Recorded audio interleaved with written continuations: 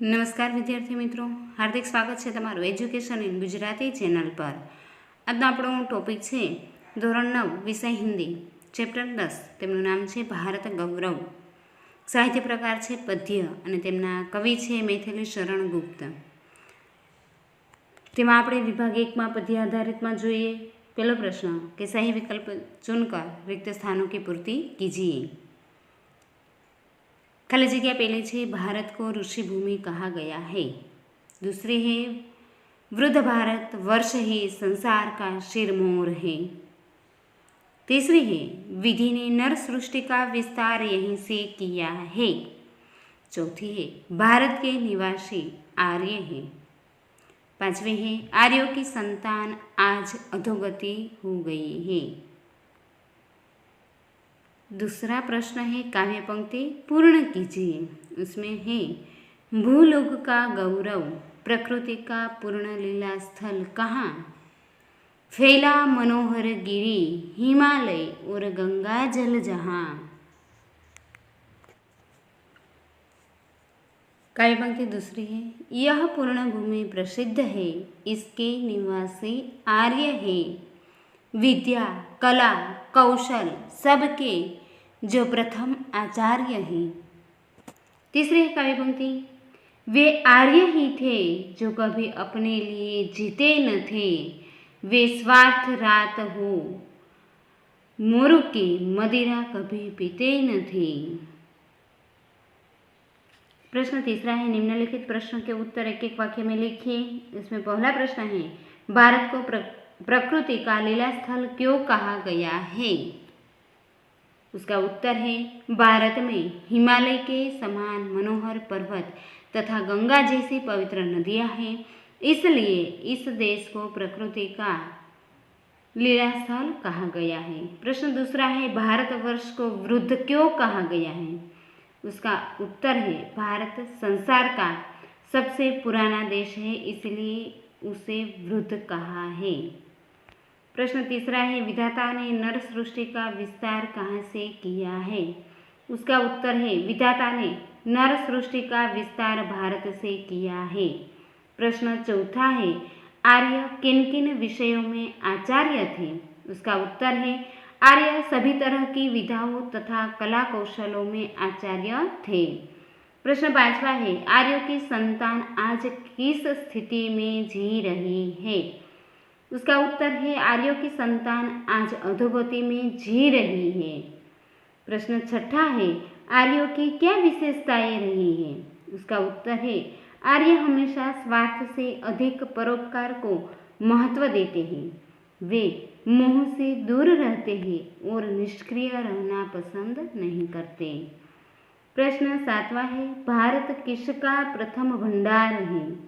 उसका उत्तर है भारत भगवान की भवभूतियों का प्रथम भंडार है. प्रश्न चौथा है निम्नलिखित प्रश्न के उत्तर 5 वाक्य में लिखिए. प्रश्न पहला है गुप्त जी ने भारत के गौरव को सिर किस रूप में हमारे सामने रखा है. गुप्त जी कहते हैं कि भारत प्रकृति का पूर्ण लीला स्थल है, वह ऋषियों की पावन भूमि है. भारत ही संसार का सिरमौर है, भगवान की बनाई हुई भवभूतियों का सबसे पहला भंडार भारतवर्ष ही है. यहाँ के निवासी आर्यों की यह प्रसिद्ध भूमि है. आर्यों ने ही संसार को विद्या और कला कौशल की शिक्षा दी. इस प्रकार कवि ने भारत के गौरव को हमारे सामने रखा है. प्रश्न दूसरा है भारतवासियों के बारे में गुप्त जी क्या कहते हैं. उसका उत्तर है गुप्त जी के अनुसार भारतवासी आर्यों के संतान हैं. एक समय था जब आर्य विद्या और कला कौशल्य में सबसे आगे थे. ज्ञान विज्ञान के क्षेत्र में उनका कोई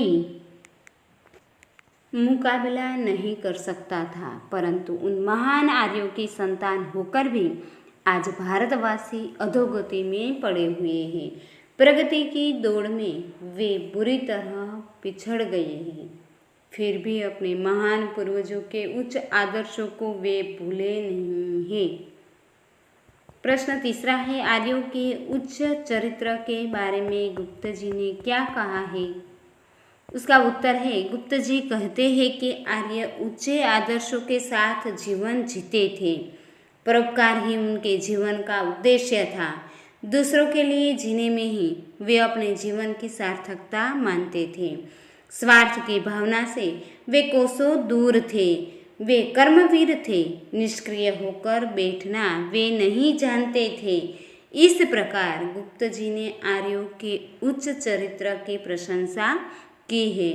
विभाग दूसरा है व्याकरण आधारित। उसमें प्रश्न पहला है, निम्नलिखित शब्दों के विरोधी शब्द लिखिए। उसमें पहला है अधोगति, ऊर्ध्वगति। दूसरा है वृद्ध यानी युवा। तीसरा है पुरातन, नूतन। चौथा है प्रथम, अंतिम।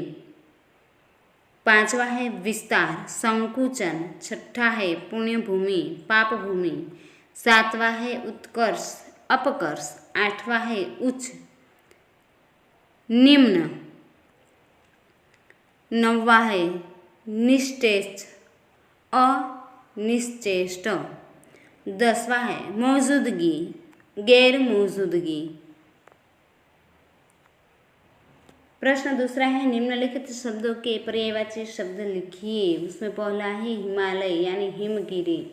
दूसरा है गंगा, भागीरथी। तीसरा है गिरी यानी पर्वत। चौथा है विश्व, संसार। पांचवा है भूमि यानी धरा। छठा है मदिरा यानी शराब। सातवां है निश्चेष्ट यानी निष्क्रिय। आठवां है उत्कर्ष, उन्नति।